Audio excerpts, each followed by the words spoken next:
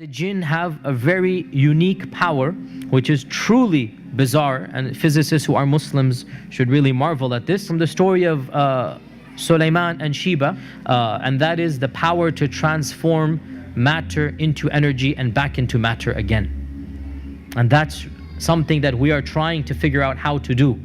E equals mc squared. Energy and matter are related, we know this. And the jinn have the power to do this. How do we know this? The throne of Bilqis, or the queen of Sheba, the throne that from Yemen to Jerusalem.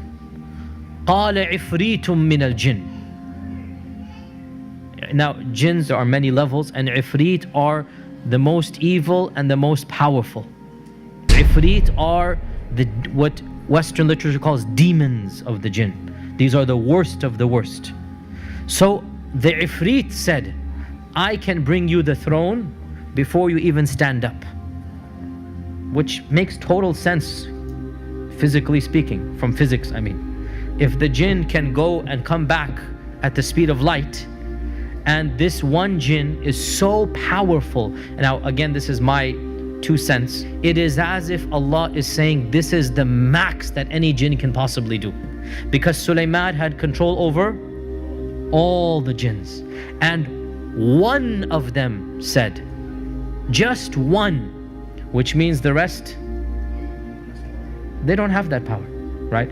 So we need to put things into perspective, that the jinns are not all of them so powerful. One only said that he can do this. That was the strongest and the best. So therefore we need to understand that what is the strength of the strongest jinn that maybe we have ever seen. He can pick up the throne of Sheba. Okay, in these days a crane can do that. I'm just saying, right? It's not as if the jinn can pick a star up or the moon. It's a physical strength that we can understand.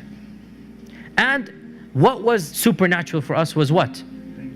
Is that to transport it. And it is well known that this throne is going to be inside the palace, that if he were to take the throne, it would not be flying in the air. People are not going to see it flying. Rather, it would disappear there and appear in front of Sulaiman, which means what?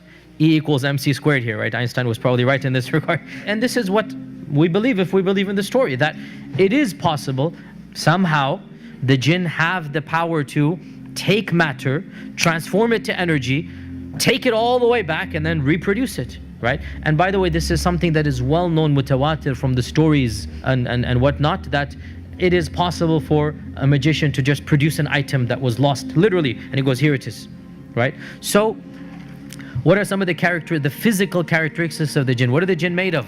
What type of fire? Smokeless fire. So if they're a type of energy, how fast can they go? Quite literally, the speed of light. Quite literally, they travel at the speed of light, right? If they're energy, then do physical structures block them? No. Just like my phone is working right now and we're inside the room, right? Just like radio waves, just like other waves are coming into this room, and the physical structure has nothing to do with them. They're made out of smokeless fire, so this makes them invisible to us, right? They have the capacity to transfer from one energy to another, so they can become physical, and they can be seen to us when they want to. So how do they do that? In our modern vernacular, they'll simply shift into the color spectrum of light waves. What is the only energy that we can see, I should say? It's a very small window, the colors of the spectrum, right? So the jinn have the capacity to just move their energy into that level, if you like, and they can then appear to us. They have the capacity to project their voice so that we can hear the energy of the sound, but it's all energy. So they are invisible, and Allah says in the Quran, إِنَّهُ يَرَاكُمْ هُوَ وَقَبِيلُهُ مِنْ حَيْثُ لَا تَرَوْنَهُمْ. Iblis and his tribe can see you from places you cannot see them. So in this regard, they have the upper hand. They can see you and you cannot see them. They can make their presence known to you. You don't have any clue where they are or not.